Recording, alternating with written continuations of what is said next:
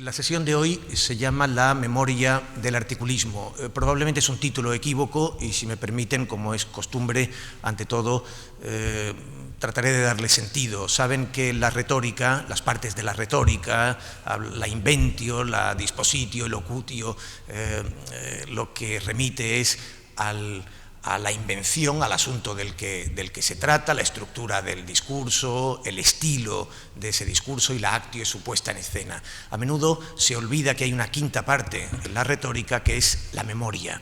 La memoria es el conocimiento, el arsenal de información, el arsenal de recursos, de cultura que tiene el orador, que tiene quien hace un discurso, para ser capaz de resolver los problemas que el asunto le pueda generar.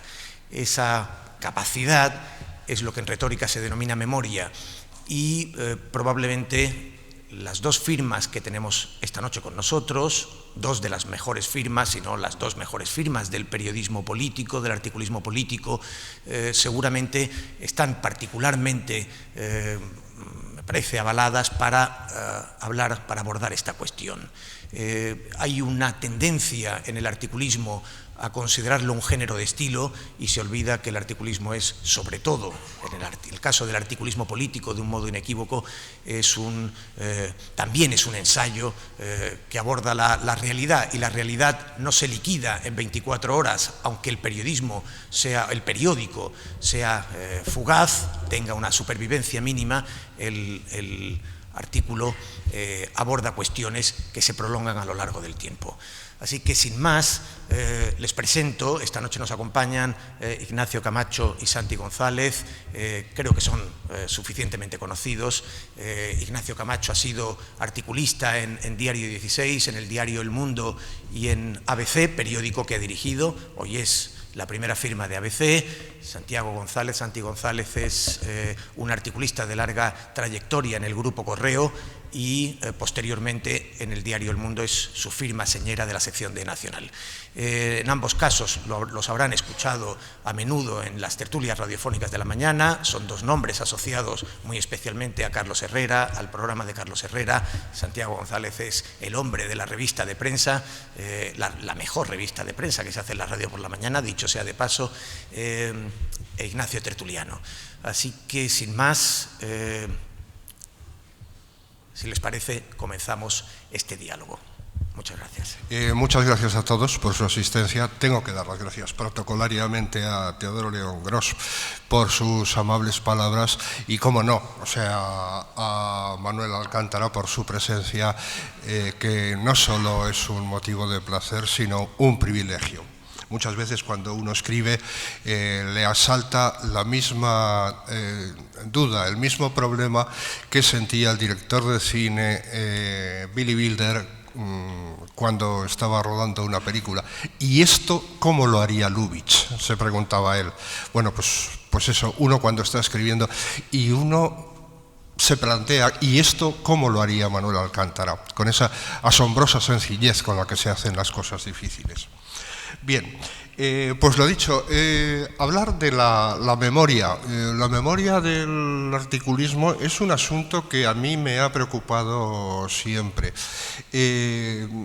Antes, después de comer, cuando nos hemos separado para hacer cada uno nuestras cosas, ha entrado por un SMS la noticia de la muerte de Ana Diosdado y Ignacio me ha mandado un tuit. ¿Sabrá la gente de hoy quién es Ana Diosdado? Una de las definiciones clásicas del periodismo era que el periodismo consiste en contarle que Lord Acton ha muerto a gente que no sabía que estuviera vivo.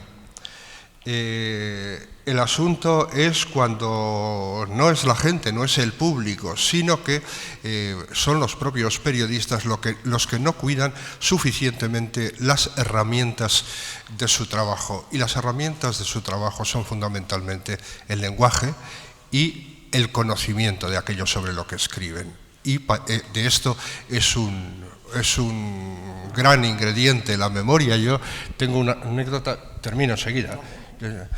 Yo tengo una anécdota con Camacho, que era, yo estaba terminando un libro que escribí, que publiqué hace casi 4 años, sobre el zapaterismo, los 8 años de José Luis Rodríguez Zapatero. Y me encontré en ABC con una foto estupenda en la que se veía a unos militares en la barra de lo que parecía, pues eso, un acuartelamiento militar. Y claro, me encontré con un pie de foto en el que se decía que el personaje que estaba a la izquierda era Manuel Chávez Pla, el padre del entonces presidente de la Junta, Manuel Chávez González, y que estaba en compañía, decía, del ministro del Ejército, Antonio Goicoechea. Claro, de repente a uno le asaltó lo de la memoria. Dije, no recuerdo yo que Franco haya tenido nunca un ministro, la foto era de 1973, que Franco haya tenido nunca un ministro del Ejército que se apellidara Goicoechea. Sabía que había habido un Goicoechea, el que construyó el Talgo, el ingeniero aquel, pero nada más.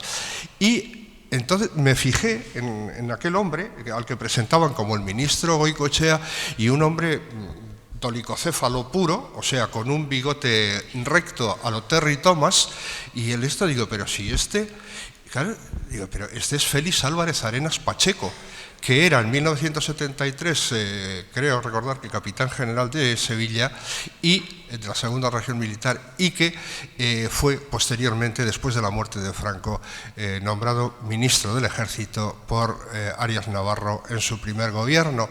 Y entonces, comentándolo esto con dice, pues claro, pero es que esto pasa, dice, cuando se le da a poner el pie de foto a un becario sin una supervisión por detrás.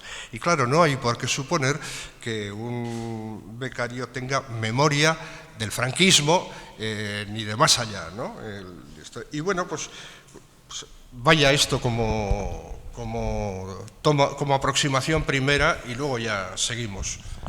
Yo, antes que nada, quería decir una cosa. Yo cuando vengo a Málaga, vengo a cualquier cosa y a ver a Manuel Alcántara, porque de verdad es una de las personas a las que yo más quiero en el mundo. Después él dice que cuando se le elogia, dice que le hacemos la necrológica en vida, así que no me quiero exceder, pero como decía Borges, aquello de que la amistad tiene sobre el amor la ventaja de que es un sentimiento que no necesita de la frecuentación. Pero a mí me gusta frecuentar a Manolo, porque de verdad que es una de las personas con las que siempre se aprende, y uno lamenta siempre no frecuentarlo lo bastante.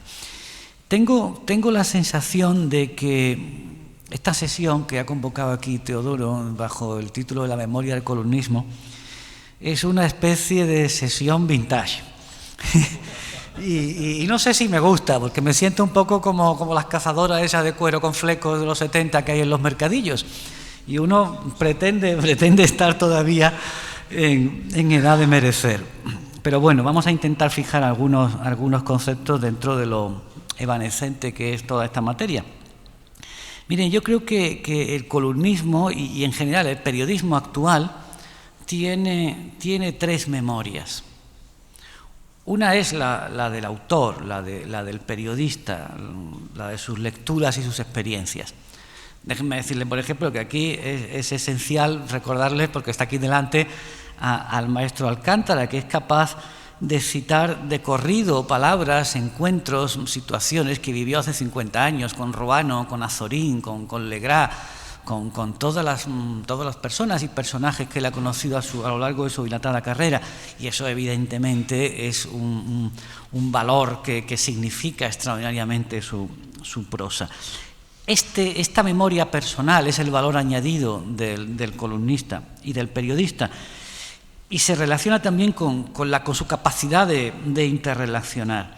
Es lo que intertextualiza y contextualiza el periodismo, y resulta un valor esencial en el periodismo de opinión, que es a su vez un periodismo de interpretación. Yo creo que, bueno, es difícil de distinguir, pero creo que el periodismo de opinión en general lo que ha de hacer, aunque no siempre lo consiga, es interpretar los hechos. Y en este sentido la memoria personal del escritor, del periodista, es un factor esencial en esa fijación de relación, de elementos de relación. La segunda memoria es la de Internet, que en la práctica hoy podríamos decir que es la de Google. En esto tenemos a otro experto, que es Santiago González. Yo creo que es el periodista que mejor utiliza hoy la hemeroteca en España, con Arcadi Espada. Lo que pasa es que Arcadi tiene auxiliares y Santi lo hace a pelo, lo hace de su propia cosecha y de su propia capacidad de búsqueda. La memoria de Internet tiene un problema, que es que la red no jerarquiza. Y no solo no jerarquiza los datos, sino que muchas veces los repite y con ellos repite sus confusiones. Por tanto, multiplica los errores y promueve una especie o provoca una especie de confusión de fuentes. A los periodistas siempre se nos enseña como un axioma elemental el contraste de las fuentes. Pero claro, esto pertenece a un periodismo en el que las fuentes eran reales, quiero decir, eran personales, eran telefónicas, eran documentales. Cuando la fuente es Internet, uno tiene a veces la sensación de que ha podido consultar 6 fuentes, pero las 6 fuentes han bebido del mismo error. Entonces, al final, lo que cuenta también para la memoria de Internet, para la memoria 2.0, es la memoria 1.0, que es la memoria del periodista. La capacidad de discriminar y la capacidad de jerarquizar. Y la tercera memoria es la memoria del lector. Lo que antiguamente en las facultades, no sé ahora, se llamaba el efecto feedback, el efecto de retroalimentación. El lector es también la memoria del medio. Y pesa mucho, sobre todo en el columnismo, porque el columnismo, a mi modo de ver, tiene mucho que ver con la costumbre. El periodismo es hábito. Tom Wolfe decía que mucha gente compra el periódico por la misma razón que los Sioux llevaban una pata de conejo colgada del cuello, porque se lo habían visto hacer a sus mayores. Eso cada vez sucede menos, pero la lectura del periódico, en Internet o donde sea, es un hábito. Y es un hábito muy asociado al columnismo. El columnismo es repetición y es serie. Es un sitio y es un día, o muchos días, mejor muchos días. Yo siempre digo que un columnista mediano o mediocre puede cuajar en un buen columnista si alguien confía en él para que escriba con mucha periodicidad, a ser posible diariamente o casi diariamente, y siempre en el mismo sitio. Porque hay que crearle hábitos al lector. El lector necesita encontrar en el periódico, sea preferiblemente impreso o en Internet, sus referencias, si quieren, hasta espaciales. Cuando ustedes van al Corte Inglés, están acostumbrados a una distribución de géneros por plantas. Saben que en la baja está perfumería y el estanco, que la caballero suele estar en la segunda y que las oportunidades están en la última abajo. A veces llega un director comercial nuevo y lo cambia todo, lo baraja todo. Y la sensación que tienen al entrar es de pérdida, de pérdida de referencia. En los periódicos pasa lo mismo. Hay lectores que están acostumbrados a una referencia concreta, espacial, que identifican con una referencia concreta espacial, y eso está asociado a su memoria. Como ven, al final las 3 memorias se reducen a la misma. Se reducen a la memoria del autor, al valor añadido de la prensa escrita. Termino esta primera exposición diciéndoles que este valor añadido del periodista, del columnista, del escritor de periódicos, nos lleva a una conclusión que a mí me importa mucho destacar en estos tiempos, y es que el periodismo es un oficio técnico, es un oficio de especialistas, de técnicos en hechos, en su relato, en su exploración y en su interpretación. Y lo voy a decir ya, para que luego no lo saquen en el coloquio. No hay periodismo ciudadano. El periodismo, todo periodista es ciudadano, pero no todo ciudadano es periodista. Y yo creeré en el periodismo ciudadano cuando alguien me demuestre que existe la medicina ciudadana, la arquitectura ciudadana o la ingeniería ciudadana. Y esto yo creo que es así porque no hay nadie más conservador en este mundo que un lector de periódicos. A nadie, y hablo por mí mismo, le gusta que le cambien el paisaje de las mañanas. Encontrarte con que no sabes dónde está la página editorial, dónde están los columnistas que te suelen gustar, suele llevar a la desazón. Y sí, es cierto que no existe eso que se llama periodismo ciudadano, que Internet ha venido a suponer una revolución tecnológica en los medios de comunicación en los que siempre pasa lo mismo a lo largo de la historia. Entonces, si tomamos, por ejemplo, el asunto del cine, cada vez que la tecnología ha innovado, ha sufrido en el corto y a veces hasta en el medio plazo un retroceso.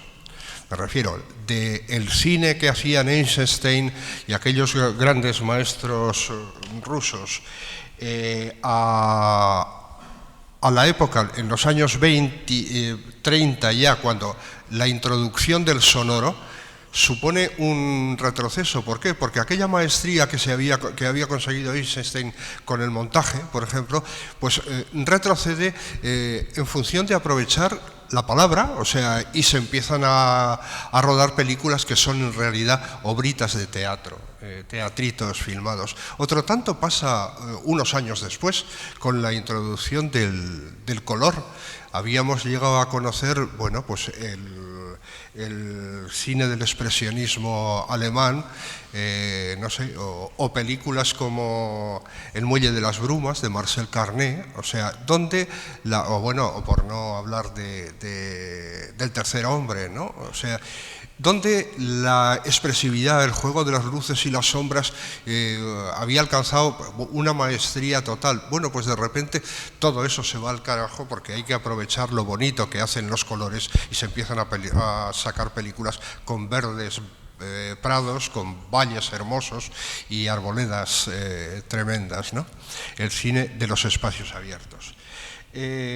Yo creo que ahora esto de Internet tiene este inconveniente, lo del periodismo ciudadano, o sea que cualquiera se siente periodista. ¿Esto quiere decir que este sea un oficio que tenga mucho intríngulis? No, pero requiere algunas especificidades. Es decir, el asunto del por qué un blog no es un medio de comunicación es evidente, porque los blogs, incluido el mío, piratea de medios de comunicación que se gastan un dinero en las noticias, en las fotos y en todo eso. Claro, hay una cuestión que estábamos comentando a mediodía Ignacio y yo, y es la creencia que tiene la gente de que en la vida todo se dará por añadidura y que además todo será gratis.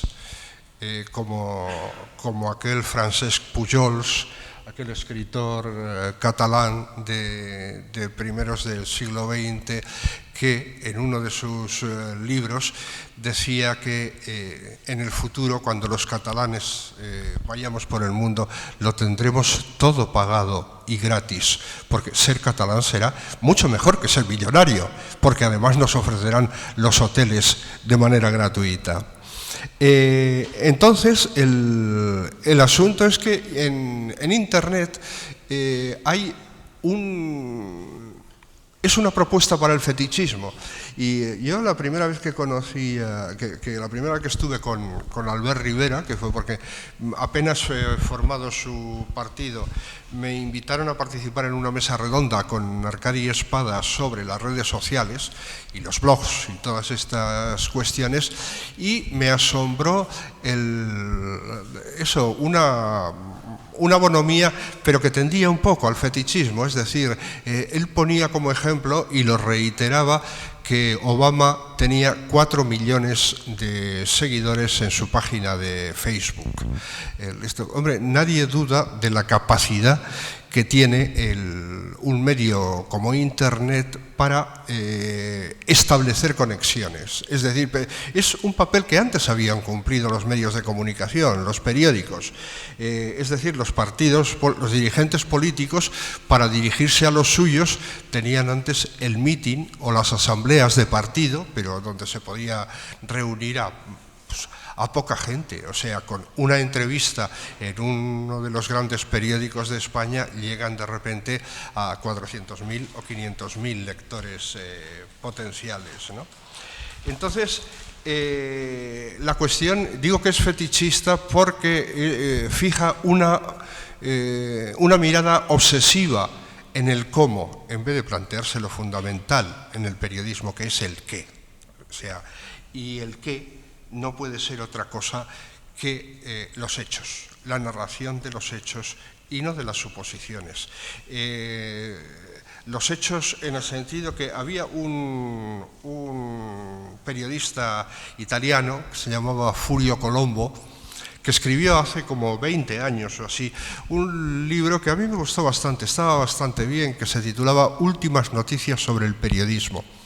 Y decía, como una declaración de principios, que un director de un gran periódico económico, no sé si era del Financial Times, tenía en su despacho un cartel que decía: creemos que la verdad en periodismo se construye como las catedrales góticas, piedra sobre piedra, con un hecho encima de otro hecho y encima de otro hecho.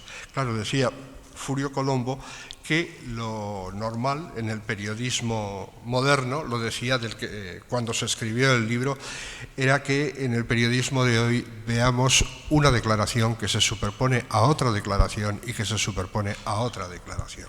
El quizá no existe en el periodismo. El quizá existe en las proyecciones, en la perspectiva, en la conjetura del futuro. Rajoy quizá pierda las elecciones en diciembre, pero no se puede decir Rajoy quizá cobró dinero de Bárcenas, o cobró o no cobró. Y si dices que cobró, has de demostrarlo, y si no, también. Entonces, el abstracto, la conjetura, solo es admisible en la interpretación a futuro, pero a veces, precisamente por no trabajar la memoria de los datos, a veces los periodistas, los medios, pecamos de conjeturas del pasado. No se pueden hacer conjeturas sobre el pasado. Si no conoces el hecho, no lo cuentes, o cuenta otro, o pasa por encima. Yo les hablaba antes de la memoria, de que al final las memorias del periodismo se reducen a la memoria del periodista. Pero claro, la memoria es neuronal, y las neuronas fallan o patinan, o no siempre están en orden, o dependen del estado de ánimo. Y es verdad que hoy en día tenemos mucha más capacidad auxiliar, gracias fundamentalmente a la red. Umbral solía citar una legendaria frase suya, que era casi un estilema, de esto es así, bueno, me parece que es así, pero ahora no me voy a levantar a mirarlo, decía, ¿no? No me voy a levantar a mirarlo. Uno pensaba en la biblioteca, en tener que buscar el libro, en encontrarlo o no, y mirarlo. Ahora no hace falta que te levantes a mirarlo, lo tienes en el mismo instrumento en el que estás escribiendo. En ese sentido, pues la red, en general, el caudal de datos proporciona una ayuda sensacional, pero necesita, como les decía, de la jerarquización. El Big Data es una masa de información que necesita ser discriminado, necesita ser interrelacionado, y esa enorme masa de datos no sustituye a la memoria, la complementa, la potencia, pero no sustituye al acto esencial de toda escritura, que es la del escritor. Primero a su orientación, segundo a su voluntad y tercero a su habilidad, lógicamente.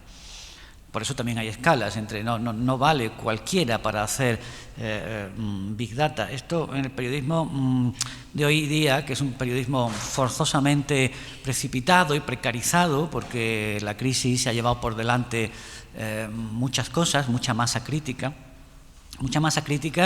en empleo, en talento y por supuesto en salario, ¿no?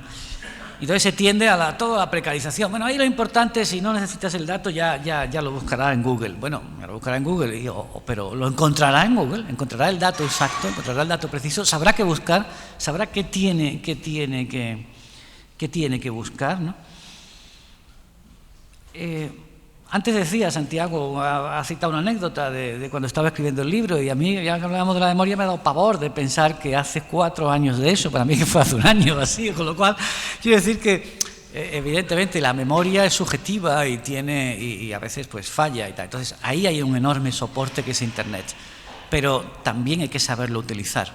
Es el pilotaje, de nuevo, el know-how, el conocimiento específico. Ahora hay cursos de periodismo de datos, y eso básicamente lo que te enseña es a jerarquizar los datos, es decir, a trabajar con la memoria cibernética, ¿no? Hay un dicho que dice que la memoria es la inteligencia de los tontos, y es verdad, por eso no conviene refugiarse solo en ella, solo en la memoria, ¿no? Sirve de contraste. Santiago es un experto del contraste.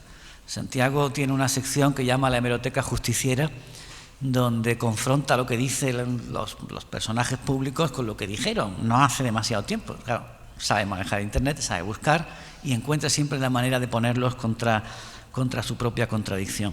De modo que, en efecto, es la inteligencia de los tontos, pero sirve para no dejarnos tomar el pelo como si de verdad fuésemos tontos, sirve para no picar el anzuelo, ¿no?, de algunos listos que a veces hay que desenmascarar.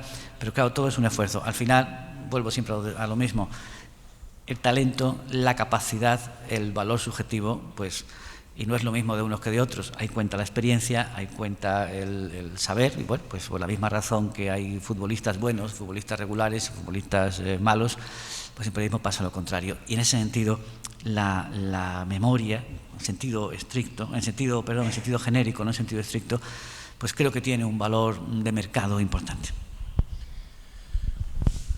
Se refería ahora Ignacio Camacho a la precarización de las redacciones, que ha tenido un efecto indeseable muy evidente en la pérdida de talento, la pérdida de veteranos, la pérdida de periodistas ilustres, que eran la memoria con varias décadas de perspectiva en esa redacción, y ser sustituidos por jóvenes, incluso por becarios recién egresados de las universidades sin apenas trayectoria todavía.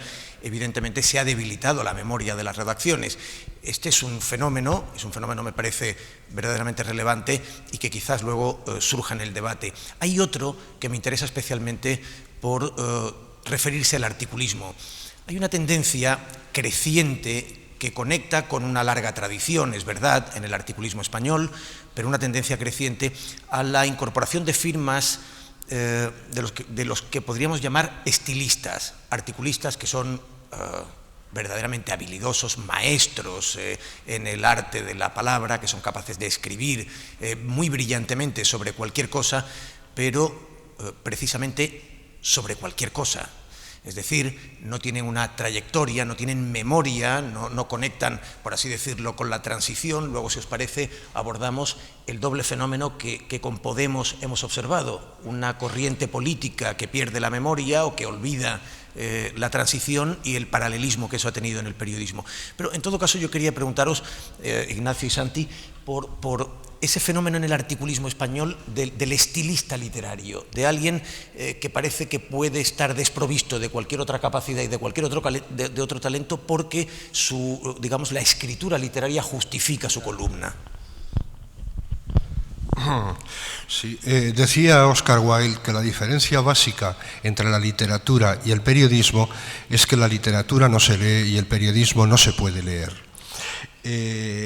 Bueno, algo hay de esto, pero ¿quiere esto decir que es que el periodismo debe despreciar la literatura? En modo alguno. O sea, el periodismo, como decía al principio, tiene que tener en cuenta básicamente dos cosas: los hechos y el periodista tiene que mimar su herramienta de trabajo, o sea, pero vamos, mimarla como un cocinero mimaría sus cuchillos. Cualquier cocinero profesional dirá que no hay nada peor que un cuchillo mal afilado, que es con lo que uno arriesga a rebanarse un dedo alegremente. Bien, pues a mí me sorprende en la lectura de los medios que muchas veces te encuentras con un desaliño en el tratamiento de esto. Hay veces que no, que como dice Teodoro, se trata de gente que mima mucho literariamente los artículos que escribe, pero con un cierto desdoro de los hechos, del periodismo y de eso, de la memoria, ¿no? Yo voy a leeros un párrafo escrito por un periodista, y voy a deciros por qué guardo estas cosas, porque cuando me piden una charla en alguna facultad de periodismo o algo así, siempre hago como ejercicio lo de buscar a algún consagrado, algún buen columnista al que se le puede deconstruir la columna, al que se le pueden... Y esto es uno al que yo leo, admiro desde hace muchos años y que además creo que ha sido es uno de los grandes periodistas, articulistas españoles. Entonces, escribió hace 4 o 5 años un artículo glosando la visita del Papa de entonces, el Papa Ratzinger, al campo de concentración de Auschwitz.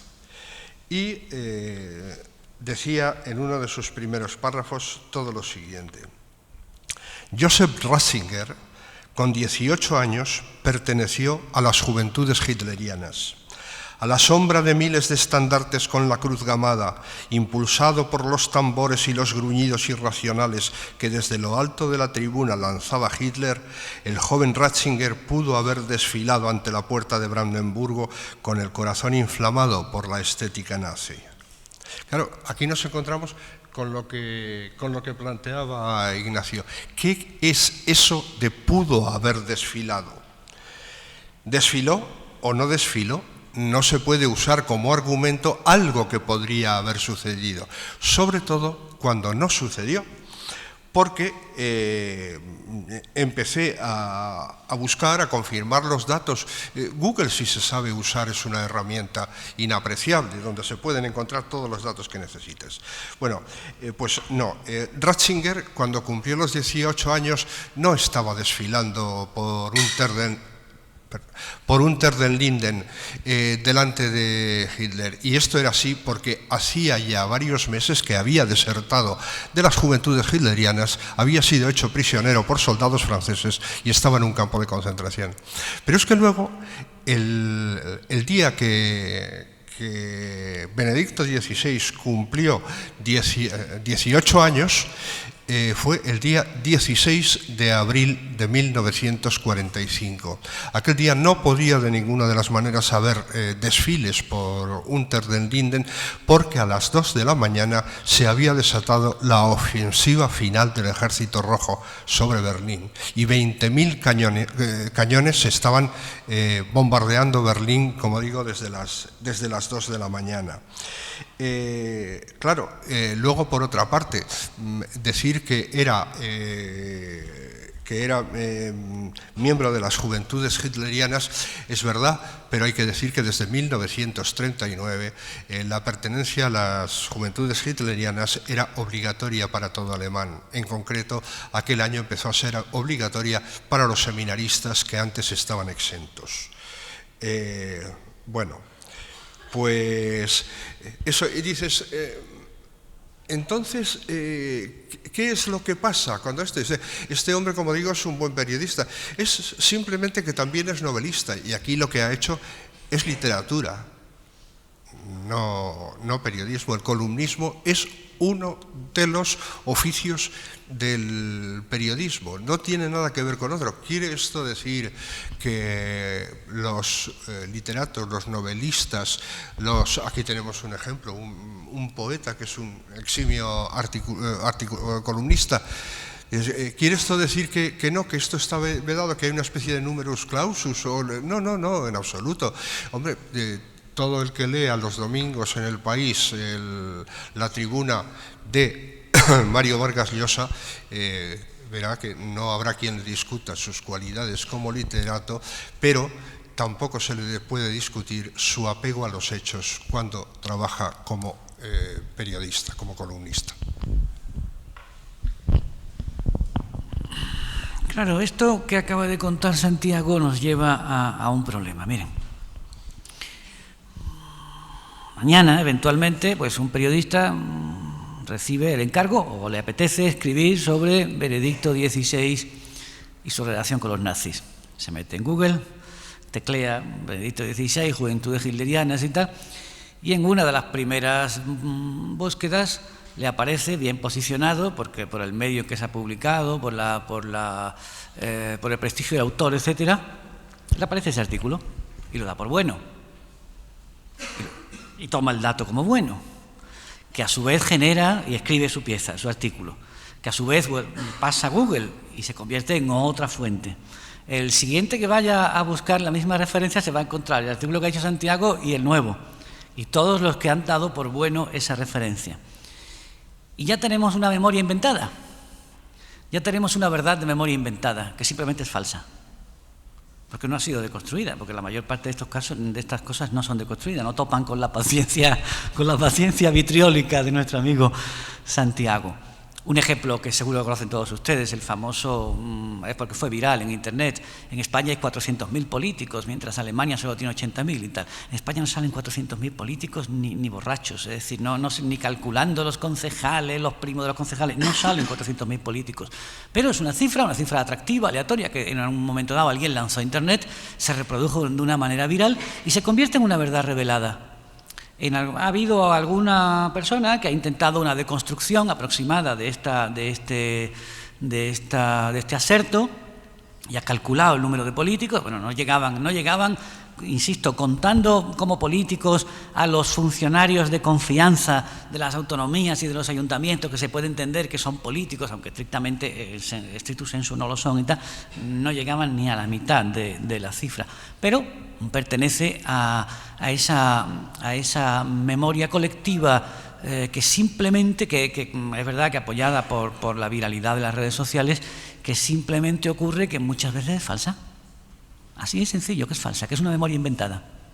Como existe una memoria individual inventada, que a todos nos ha pasado alguna vez, que creemos haber vivido hechos que realmente no vivimos, pero que en nuestra propia reconstrucción, a lo largo de muchas versiones o incluso de nuestra propia imaginación, hemos llegado a creer que los vivimos, porque hemos visto en la televisión algo parecido, y nos hemos sentido parte de ello, y no estábamos allí, o los hemos vivido de una manera diferente. Pero entro en el asunto que planteaba Teo sobre la literatura y el columnismo, sobre la vigencia de lo que podríamos llamar columnismo literario. Yo creo que hoy en día el género que conocemos como periodismo literario, que ha sido el género estelar del periodismo impreso en España en el siglo XX, incluso en parte del XXI, está orillado, está en horas bajas. En gran medida también por el cambio de hábitos de los medios de comunicación que produce la lectura en Internet y en general por los nuevos hábitos de opinión pública, de tal manera que el periodismo en general tiene hoy día una altísima temperatura ideológica en sentido amplio, en sentido, no solo en sentido sectario, sino en sentido de ideas, de conceptos. Y ahí valen poco los adjetivos. Yo algunas veces reflexiono sobre esto, lógicamente porque me va en ello el pan, como se decía antes, ¿no? Y creo que realmente el negocio, el oficio del columnista moderno no es la literatura, es la influencia. Es la influencia. Los americanos ya han acuñado el término influencers para referirse sobre todo a los columnistas políticos, a los columnistas de opinión. la influencia en quien se deja influir. La influencia de los medios españoles es limitada, la lectura de los medios en España es baja, etcétera, pero bueno, las élites, las clases dirigentes siguen leyéndolos y de alguna forma siguen dejándose influenciar por ellos, tanto a favor como en contra de sus propios deseos. El pensamiento urgente, si lo quieren decir así. Antes ha hablado Teodoro del ensayo. Mire, la mayor parte de los lectores de periódicos hoy en día no lo reconocerán nunca, porque siempre que hay encuestas todo el mundo dice que acude a los periódicos en busca de objetividad, de información, no sé qué, igual que dicen que ven documentales de La Voz y no Gran Hermano 16, pero realmente la mayor parte de los lectores hoy en día acuden a los medios en busca de confirmaciones de sus propios prejuicios. Lo diré de otra manera. En buena medida, la labor del creador de opinión en España consiste en proveer a sus lectores de la munición conceptual necesaria para dar forma a las ideas que él ya tiene previamente, pero que tiene dificultades para expresar, para discutir con los amigos en la oficina o en el bar o para hacerse una idea. Y aquí sí entra la literatura, entre comillas, digamos el lenguaje. Pero, y vuelvo otra vez a la intervención inicial, a la primera de Teodoro, cuando hablaba de la retórica, el lenguaje es como herramienta de persuasión, no como finalidad literaria de creación de belleza. La belleza lingüística es la herramienta principal de persuasión del creador de opinión. La literatura por sí misma, que es un género, y que es un género que ha tenido una importancia fundamental en el colonialismo español, hasta el punto de ser prácticamente quizá una de sus grandes señas de identidad, una de las grandes señas de identidad del periodismo en España en el siglo XX, es ese colonialismo literario, cuyo gran representante vivo está aquí delante de nosotros, pero en buena medida por influencia de Internet, que son medios calientes con una intensidad de debate muy potente. Los medios han derivado hacia el contraste de ideas, hacia el debate meramente ideológico, insisto, en sentido amplio, visiones de la sociedad, del mundo, de la moral, incluso de la estética. Y en ese sentido creo que evidentemente la gran herramienta del periodista es el lenguaje, y no es nada indiferente escribir mal que escribir bien. Primero por un compromiso con la propia honestidad, si quieren, estética del oficio, pero también con un compromiso con la persuasión, porque las ideas mejor expresadas son más creíbles que las mal expresadas. Y, bueno, en ese sentido, la opinión pública también es un ejercicio de estilo, pero creo que la columna contemporánea va más allá del frasismo, va más allá de la construcción de escenas hermosas o sugestivas, y se mueve fundamentalmente, y si tiene un futuro es ese, se mueve como un negocio de la influencia. Si quieren lo ampliamos después o lo discutimos un poco. Sí, un poco al hilo de lo que decía Ignacio, y de la cuestión de los hechos, que no quiero perder de vista en ningún momento. Hay un escrito de Hannah Arendt, de cuando volvió de su exilio americano en el año 50, 5 años después del final de la guerra que le había llevado a exiliarse unos años antes. Se sorprendió, hizo un librito, un ensayo que se titulaba Viaje en Alemania, y en el que decía una cosa que a mí me parece capital para entender estos tiempos.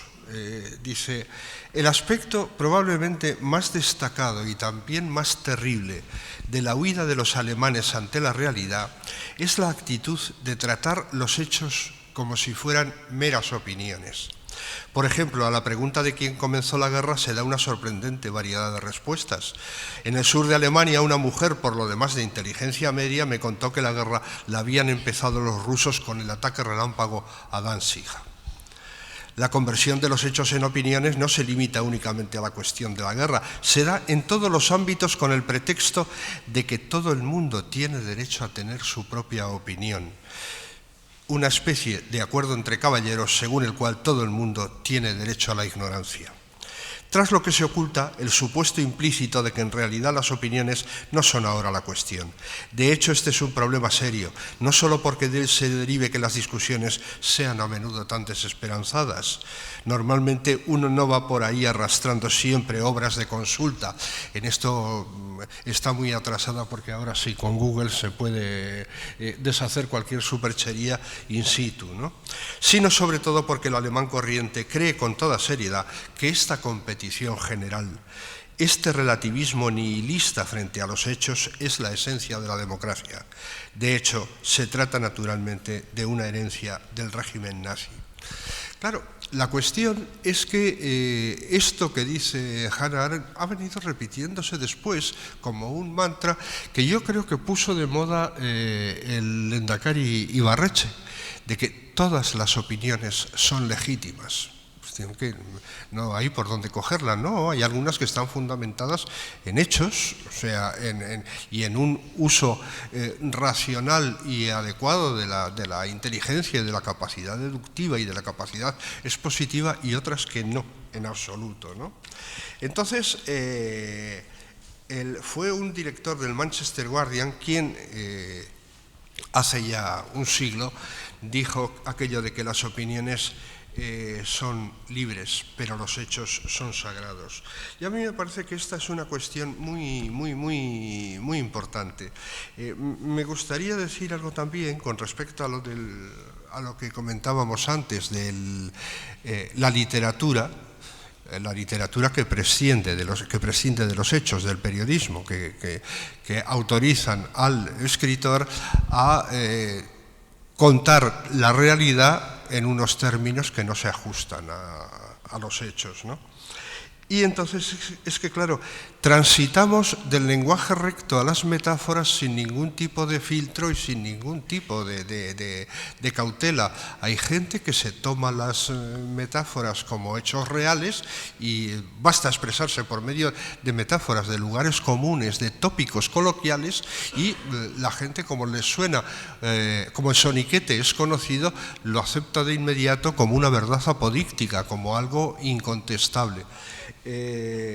Mi amigo Aurelio Arteta, que aparte de catedrático de filosofía es un apasionado del lenguaje, seguramente habrán leído algunos artículos suyos que destacó, que titula genéricamente como los archisílabos, dedicados al extraordinario prestigio que la gente le confiere a las palabras largas. Y ha publicado 2 libros que son muy interesantes, deshaciendo todos estos lugares comunes. El primero se titulaba Tantos tontos tópicos, lo que además se hace una hermosa aliteración, y el segundo, que era una continuación, era Más tontos tópicos. Y pues eso se dedica a escribir y a refutar tópicos coloquiales como nadie es más que nadie, mi cuerpo es mío, todos tenemos derecho a equivocarnos, etcétera, ¿no? Hay algunas, en esto de las metáforas que decía antes, y con respecto al conflicto que ha planteado el independentismo en Cataluña, díganme si no han leído decenas o hasta centenares de veces expresiones como choque de trenes o fábrica de independentistas. Todo lo que no le gusta a alguien, este es una fábrica de independentistas. Eso puede ser desde Rajoy, el Tribunal Constitucional, en fin, todo lo que no dice. Bueno, vamos a ver, entonces quiere usted decir que la manera de desactivar a los independentistas es darles la razón, concederles la independencia. Sería una cosa verdaderamente extraordinaria, ¿no? Hay en la primera legislatura del tripartito de Cataluña, encabezado por Maragall, durante las 2 legislaturas el presidente del Parlamento de Cataluña era un jardinero muy simpático que se llamaba Ernest Benach.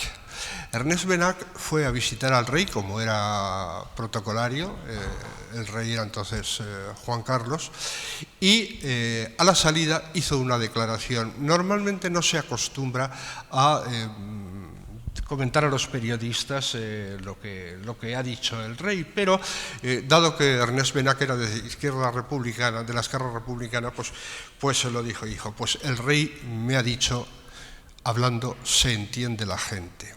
Claro, uno al leer aquello se quedó pasmado porque dices, esto es una conversación de ascensor, o sea, uno entra en el ascensor, se encuentra con un vecino desconocido, tal, y parece que va a llover. No, pues ha dicho el tiempo que no, y tenemos una bonita conversación sobre el tiempo, o, bueno, si se habla de algo más profundo, bueno, hablando se entiende la gente, y dice, sí, efectivamente.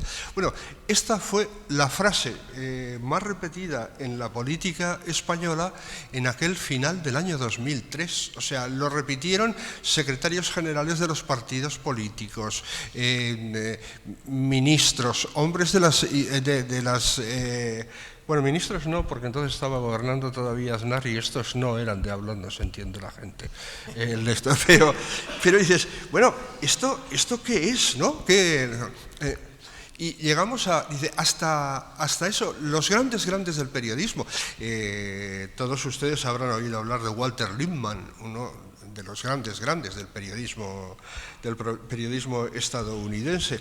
Bueno, pues a Walter Lippmann se le debe una frase que ha repetido hasta la saciedad todos. Bueno, esto es a Ignacio Camacho no, por ejemplo, pero muchos de los periodistas que conozco, que es lo de, para dar la sensación de lo fugaz de este oficio, tus exclusivas de ayer envuelven el pescado de mañana. Coño, uno dice, este Walter Lippmann debería cambiar de pescadería, porque claro, dice, hace ya muchos años que en las pescaderías te envuelven el pescado en papel parafinado y en bolsas de plástico, ¿no? Eso, y en todo caso, dice, o en un papel de periódico con la tinta ahí envolviéndote dice, ¿qué periódico y qué pescado? Porque, hombre, si fuera un periódico modesto como La Voz de Almería estaría bien para envolver un chicharro, pero si estamos hablando de un rodaballo salvaje, habría que envolverlo por lo menos con el Financial Times, digo yo. Y bueno, y hay otro de esas bobadas, de esos memes que se quedan en el periodismo y luego, como decía Ignacio, se repiten acríticamente porque se copian unos de otros. Cuando murió el terrorista Txomin Iturbe, el dirigente de ETA, en aquel accidente que tuvo en Argelia, hubo una página entera de Egin que le dedicaron, o no sé si eran 2 páginas, que se titulaba Aurrera Bolie. Aurrera Bolie quiere decir adelante la pelota, y era al parecer algo que Txomin Iturbe Abasolo decía cada vez que estaba en una encallejada, en una incertidumbre, y entonces todos decían que eso, el sentido político de lo de Txomin Iturbe, bien. Aurrera Bolie era lo que Txomin Iturbe decía desde que era portero del equipo de fútbol de su pueblo, de Mondragón. Aurrera Bolie, y luego pues lo usaba como tópico coloquial. Y bueno, ha habido artículos de opinión sobre la Aurrera Bolie y como decía Txomin, y esto hasta la saciedad. Más allá de esas groserías que vulneran evidentemente los hechos y el espíritu más elemental del periodismo, el artículo que citaba antes Santi González, que se titulaba, si no recuerdo mal, Ratzinger en Auschwitz con zapatos de Prada, aproximadamente, que ya desde el título evidentemente hacía literatura, porque los zapatos que utilizaba el Papa Benedicto XVI no eran de Prada, como quizás ustedes sepan, sino de un artesano italiano, pero exactamente, Más allá de que fuera falso, ¿no? Hay un artículo en el mismo periódico en el que se publica este artículo al que se refiere Santi González. Otro escritor de gran prestigio publicó un retrato de Rajoy, un retrato preelectoral de Rajoy, que terminaba diciendo: probablemente le huele el aliento. Pero que era verdaderamente terrible, ¿no? Porque así empezaba, terminaba con una discusión tremenda. Sí. Bueno, el hecho de especular, no ya el valor que pudiera tener en el análisis político la halitosis o no del candidato del Partido Popular, sino convertirlo, llevarlo al terreno de la especulación, evidentemente nos sitúa en un plano muy grosero, pero independientemente de ese plano, que me parece terrible, pero obvio, hay una cuestión que yo creo que tiene interés, ¿no? Es decir, el fenómeno de Podemos, lo adelantaba antes, se refiere a la necesidad de reinventar la democracia, de olvidar la transición del 78, de superar aquella transición fallida. Evidentemente, yo creo que hay en ese discurso político, más allá del oportunismo y del ventajismo que subyace en él, hay también una desmemoria, una fuerte desmemoria. Antes hemos dicho que era un fenómeno aparejado a la pérdida de masa crítica en las redacciones de los periódicos, pero me parece que va más allá. En el caso de Podemos queda muy bien ilustrado que va más allá de la pérdida de talento y que es una estrategia.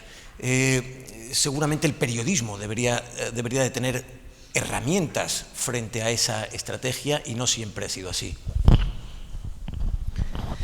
Tú lo que hablas es del fenómeno del adanismo, que es un fenómeno social, político y lógicamente mediático, que yo no circunscribiría a Podemos. Podemos le ha articulado en favor de su discurso político una parte de este, no sé cómo llamarlo, esta corriente que por otra parte es muy antigua, se reproduce cíclicamente en muchos momentos históricos, que consiste más o menos en creer que la historia empieza con uno, por así decirlo, con un dirigente, con un líder, con un pensador. Digamos que es abolir la historia y entrar en una especie de creacionismo revolucionario. Esto se ve muy bien en la Revolución Francesa, con el Abate Sieyès y todo eso.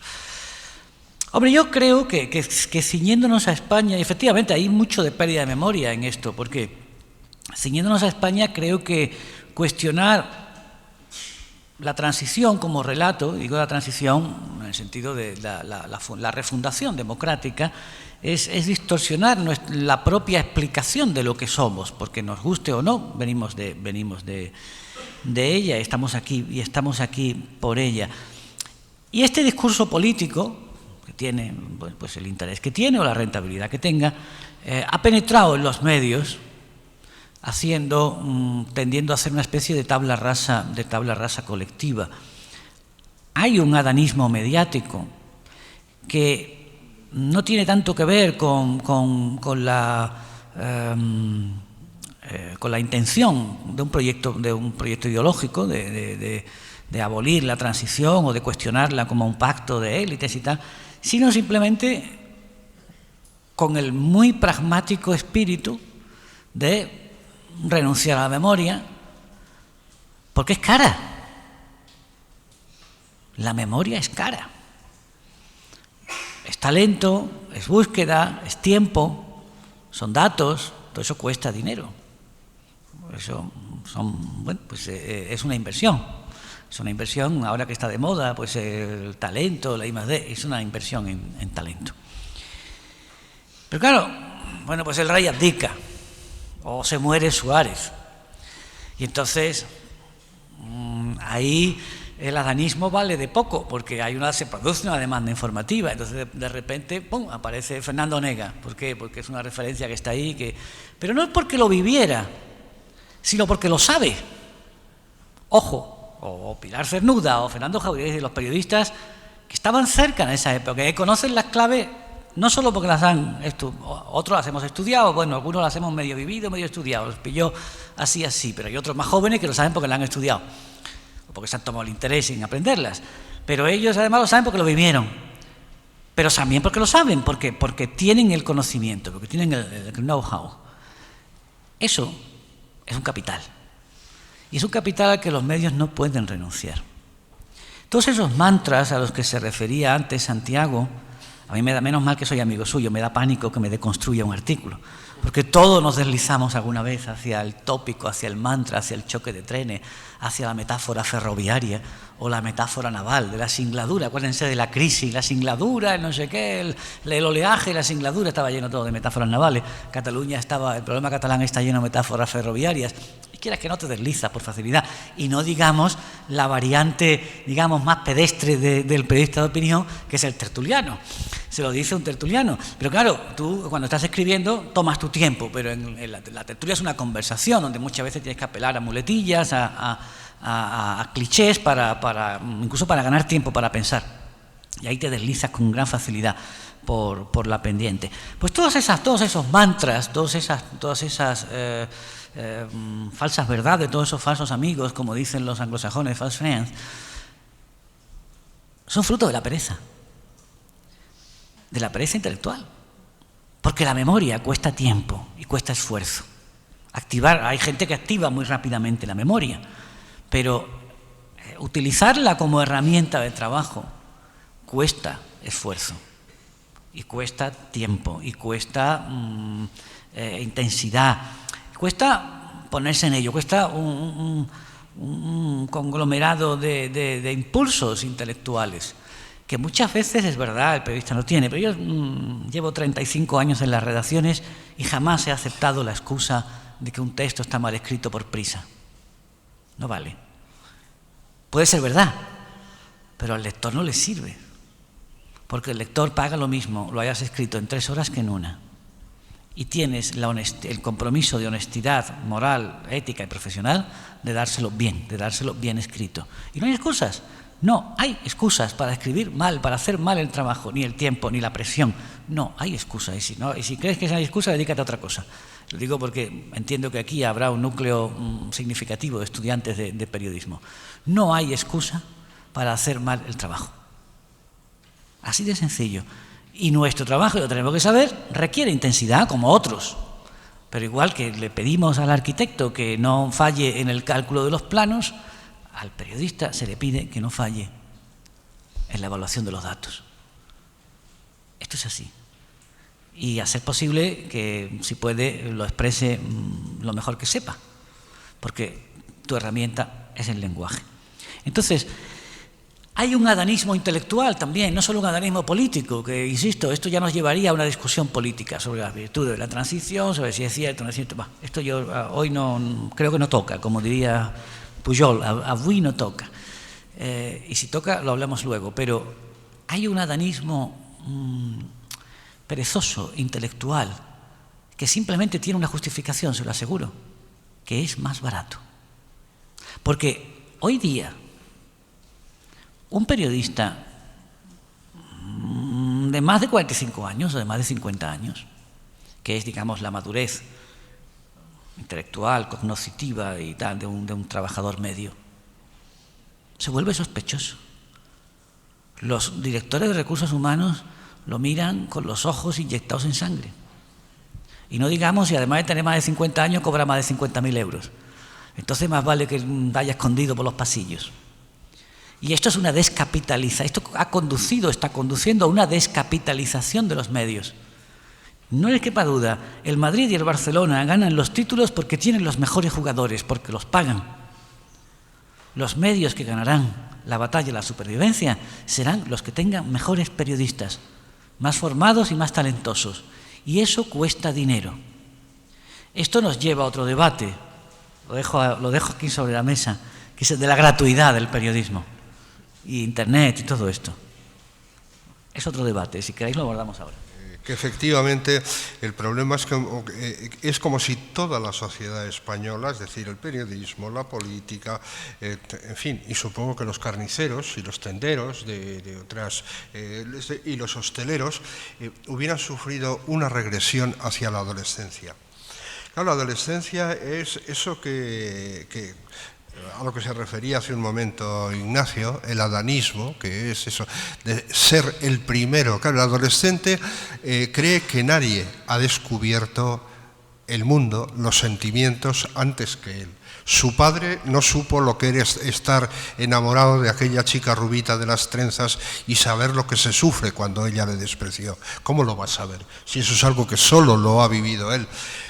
Pero claro, esto es algo que efectivamente los políticos y... hacía referencia, ha planteado el tema de Podemos de manera muy significativa. Hay el que fue número 3 de Podemos, Juan Carlos Monedero, tiene un libro significativamente titulado La transición explicada a nuestros padres. Él les dice, pero ¿cómo le vas a explicar a tu padre el misterio de la vida, chico? O sea, si fue él quien te engendró.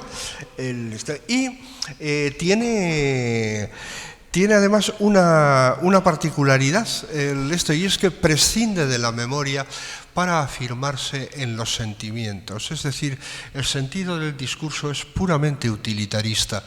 Yo, que me he dedicado a seguir con alguna atención y le he dedicado algunas decenas de páginas en mi blog al asunto de Podemos, pues te encuentras con que su número 1, su secretario general,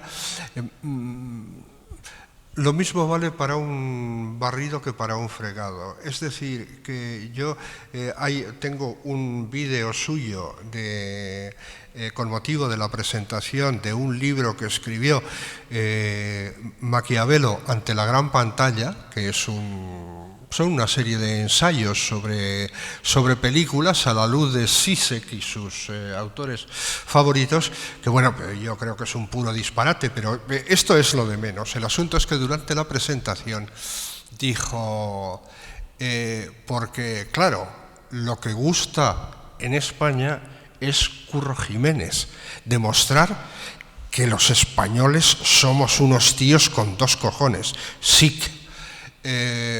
Y sin embargo, los franceses, o sea, que eran los que traían la Ilustración, los que traían la enciclopedia, los que traían la civilización, había que tratarlos a baqueta. Bueno, pues el día 31 de enero de este mismo año hizo un mitin en la Plaza del Sol donde apeló al espíritu de la Puerta del Sol y al 2 de mayo, ¿no? Diciendo, porque la rebelión contra una invasión inicua no vino de los reyes, no vino de los generales, fue el pueblo el que tal.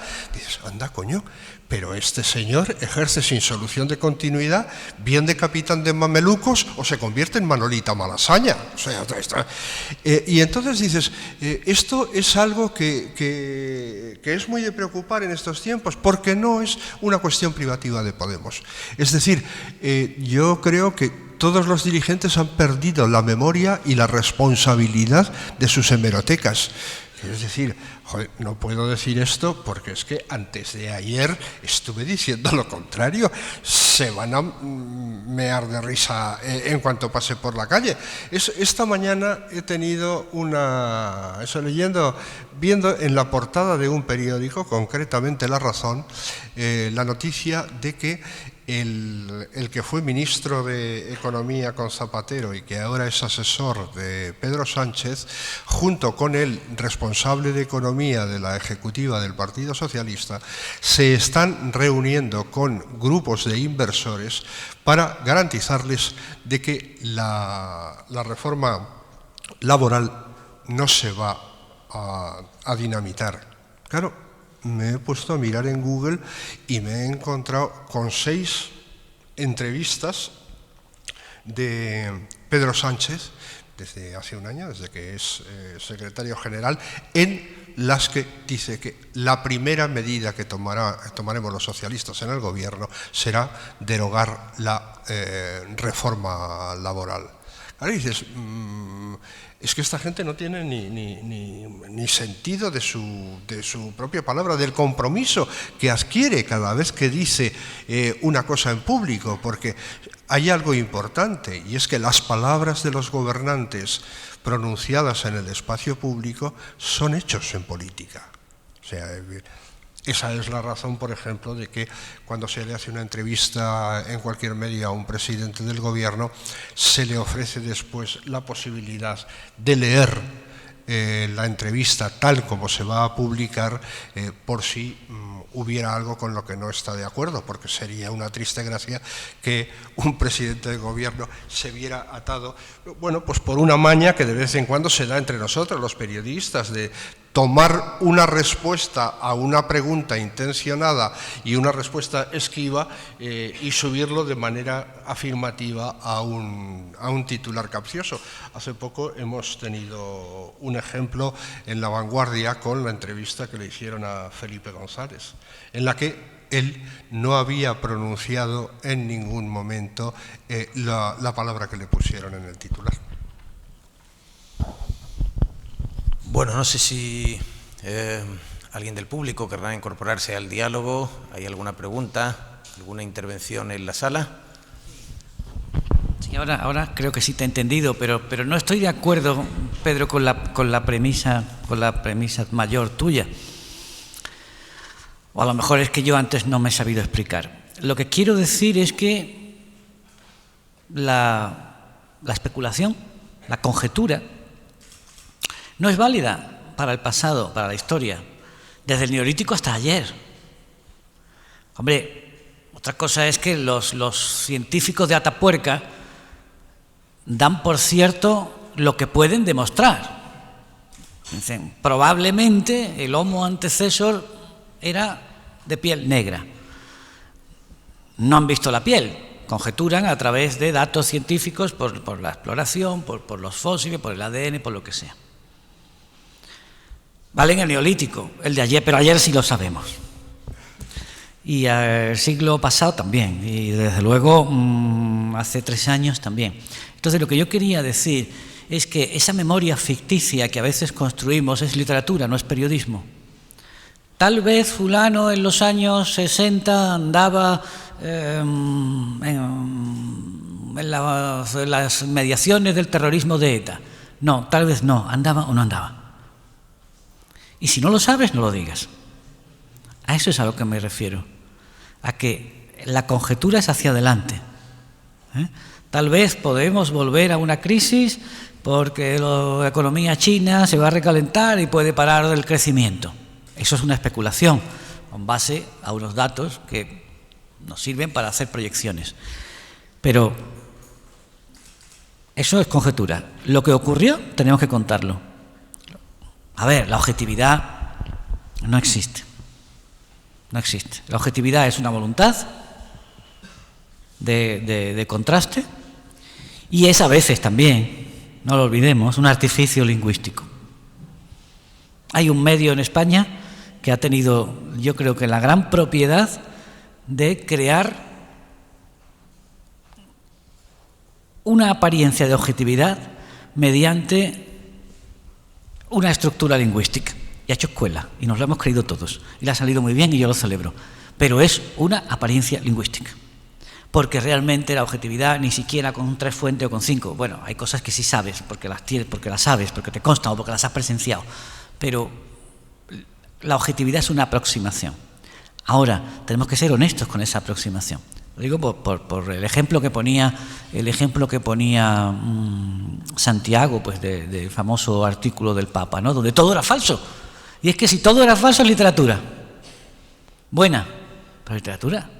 Porque se la ha inventado, así de sencillo, porque se la ha inventado. Literatura con personajes reales. Se puede hacer y la hay muy buena. La fiesta del chivo, se me ocurre ahora mismo. Pero, ¿eso es literatura? Y nosotros no nos dedicamos a la literatura, nosotros somos periodistas. Y por tanto, hay una presunción sobre nosotros, cuando compráis el periódico, hay una presunción sobre nosotros que os vamos a contar lo que nosotros entendemos que es la verdad. No quiere decir que no sea, pero desde luego eso está además está codificado en la justicia, en los códigos, es decir, hay un animus informandi, ánimo de informar. Otra cosa es que luego no seas preciso porque no has podido serlo. Si no eres preciso por negligencia, eres culpable. También por negligencia. Por eso digo que es que hay un enemigo fundamental del periodismo y de tantas cosas, que es la pereza. Y pereza inducida, pereza espontánea, de muchas maneras. Pero claro, lo que no te puede llevar la pereza es a contar un relato diferente. Tú lo puedes explicar con arreglo a unos principios diferentes. De hecho, eso es el periodismo. ¿En qué se diferencian unos periódicos de otros? Básicamente en que cuentan el mismo relato, el relato de la vida, de la actualidad, de un día en nuestra vida, desde un prisma con unos valores ideológicos, morales o culturales propios. Pero el respeto a los hechos es sagrado. Después, júzgalos como quieras. Ahora, si falseas los hechos, estás haciendo literatura. La famosa frase de Ortega y Gasset: o se hace precisión, o se hace literatura, o se calla uno. Pues yo creo que en todo lo que has planteado tienes razón. El tiempo de los enviados especiales de Manu Leguineche, que nos contó la guerra fundamental de la segunda mitad del siglo XX, que fue la de Vietnam, y aquel cuerpo de enviados especiales que iban a meterse. Esto en buena medida ha desaparecido. Es verdad que hubo en la guerra de Irak algo muy significativo, porque entonces sí se enviaron periodistas enviados especiales que además los iban encastrados, como decían en términos militares, empotrados. Sí. En los tanques de los norteamericanos en aquella guerra, y sin embargo pues ya se veía en ello algo de esto. Los profesionales que enviaban no eran siempre de los de primera línea, de hecho había algunos que iban en condiciones incluso precarias. Y sí, yo creo que eso ha cambiado. Por otra parte, estas son las cosas que traen las nuevas tecnologías, o sea, cualquier despacho de una agencia norteamericana o de otra, eso inmediatamente se traduce, se reparte por todo el mundo y se ahorra en los medios de comunicación el gasto, que es oneroso, de enviar eso a sus antiguos corresponsales de guerra, de los de la edad de oro del reporterismo. Antes, déjame decirte una cosa. Es por lo que dice Santiago y por la precariedad de medios y todo eso, pero es también por otra razón. La guerra ha cambiado. Es que concretamente has puesto un ejemplo de conflicto bélico. La guerra ha cambiado. La la relación con los medios, quiero decir, ha cambiado. Ha cambiado sustancialmente desde la guerra de Vietnam, pero también desde a lo largo del último tercio del siglo XX. La guerra de Vietnam, el análisis que hizo la política de la guerra de Vietnam fue que se perdió por la prensa, porque se contaba en directo el drama. Y desde entonces no te dejan participar en los conflictos.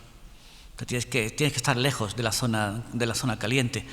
Pues es que disparan. Es que antiguamente, hasta los años 80, una camiseta o un carnet de prensa era lo que te permitía pasar. Ahora es lo que te convierte en blanco.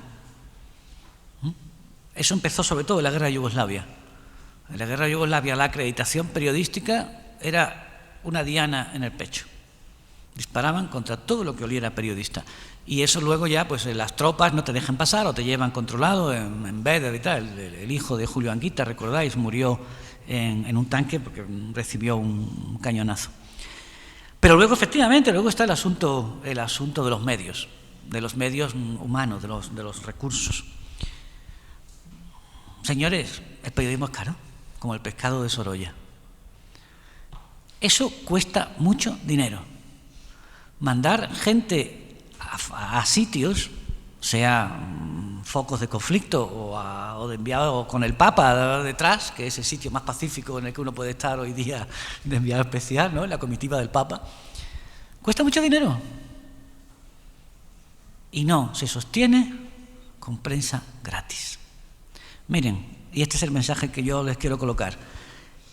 Los periodistas llevamos años centrados en un debate falso, que es el del papel contra Internet. Ese no es el debate. El debate es el de gratis contra de pago.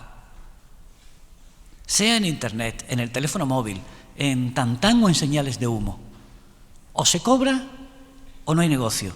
Esto es una industria y la industria necesita recursos. Esos recursos no están en la gratuidad. No funciona. No me pregunte por qué. La publicidad en Internet no funciona. No funciona. Llevamos 15 o 20 años así y no funciona. Entonces, esto o se paga o se acaba. Y les pongo un dato en la mesa. Un periódico medio, nacional, El Mundo, el ABC, El País, eso cuesta aproximadamente operarlo un año, por lo bajo 60 millones, bien 100. Ese dinero no se consigue en Internet. Y si no lo consigues, no hay envíos especiales en Siria, ni en Yugoslavia, ni pronto corresponsales en Washington. Y eso va en detrimento de la calidad. Ahora, si la gente prefiere fiarse de uno que pasaba por allí con un teléfono móvil y dice en Twitter lo que ha visto, pues llevamos la penitencia, que creemos que es información lo que no es información. Ya está. ¿Tú me has oído a mí decir que Rajoy cobró de Bárcenas? Porque no lo sé. Ya está. Cuando lo sepa lo diré. Y espero que alguien que lo sepa y lo pueda demostrar lo diga. Si es verdad, y si no es verdad, pues no ha cobrado de Bárcenas. Hasta tanto no se pueda demostrar, no ha cobrado. Esto es lo que digo, no en concreto este tema, y cualquier otro. No presuntamente cobró, no, que es que en España la presunción no es de culpabilidad, es de inocencia. Habría cobrado, fulano habría cobrado, ¿cómo que fulano habría cobrado? ¿Cobró o no cobró? ¿Mató o no mató? ¿Robó o no robó? ¿Habría cobrado? No, mire usted, no se descarta, una frase muy periodística, no se descarta que haya podido, pero ¿cómo que no se descarta que haya podido? Eso no es nada, eso no es nada, ahórrate la noticia, tírala. La última. Y si hubieran tenido la precaución de consultar con cualquier estudiante de economía, con que fuera de segundo valía, no hacía falta que fuera un graduado, les habría dicho que un principio elemental del Homo economicus es que no paga por aquello que puede obtener gratuitamente, que las condiciones del mercado de transparencia es que el comprador se tira a por las cosas más baratas y si son gratis, total. Y con respecto a lo que decía el anterior, hay una cosa que es un problema del periodismo actual. Uno coge un periódico y otro y no difieren solo en las opiniones que vierten. Es que hay ocasiones en que hasta los hechos que cuentan son distintos. O sea, me refiero a lo de Bárcenas, que ha respondido también. Estamos tan acostumbrados a hacer presunción de culpabilidad o de esto, a hacer unos juicios paralelos que vamos, que no hay manera de salir de eso. O sea, cuando Arcadio Espada sacó en su blog una cosa que me pareció verdaderamente notable. Cuando el entonces presidente de la Comunidad de Valencia, Francisco Camps, fue absuelto del famoso proceso por los trajes de Milano, que aquello parecía el proceso por la sombra de un burro, Arcadio Espada hizo contar las veces que había sido portada el asunto de los trajes de Camps en determinado periódico. Bueno, más en concreto El País, como os imagináis todos. 126. 126 fue titular de portada durante todo aquel larguísimo proceso. Lo del dices, pues entonces es que ahí tenemos un problema también. Y eso tiene que ver con que la misión del periodismo no es solamente, al parecer, contar los hechos, sino transformar la sociedad en un determinado sentido. Para ampliarte un poco más la respuesta, cuando antes he dicho se cometió un error, pero no fue arbitrario, quiero decir, te explico el error. Que yo no sé de dónde vino. Vino de América, como casi todos los grandes errores, las grandes decisiones estratégicas en materia de comunicación y de Internet. Alguien decidió que se podía clonar en la prensa el modelo de la televisión, generar grandes audiencias gratuitas para luego vender publicidad masiva. ¿De acuerdo? Que es la televisión es gratis, pero tiene mucha audiencia, entonces tú rentabilizas esa publicidad, con esas audiencias masivas con publicidad. No me preguntes por qué, pero no funcionó. No funcionó. No hubo masa crítica en el mercado de publicidad para eso. Y una vez que ya habías gratuizado, como se diga, que habías hecho gratis los contenidos de los periódicos y no podías rentabilizarlos, intentar cobrarlos es una tontería, porque si usted pone a dar cerveza gratis en la puerta, mañana la quieres cobrar y la gente no la paga. Este ha sido el problema principal, explicado de una manera un tanto pedestre y simple, pero bueno. El estilo, el ornatus que decían los retóricos clásicos, es probablemente la facultad más persuasiva en la retórica, más que la argumentación, más que una argumentación contundente. Lo mejor de debates como este es que sean debates suculentos de ideas y además sean proyectadas, sean plasmadas con la brillantez de nuestros dos invitados de hoy, a los que les agradecemos mucho que nos hayan acompañado, así como a todos ustedes. Buenas noches.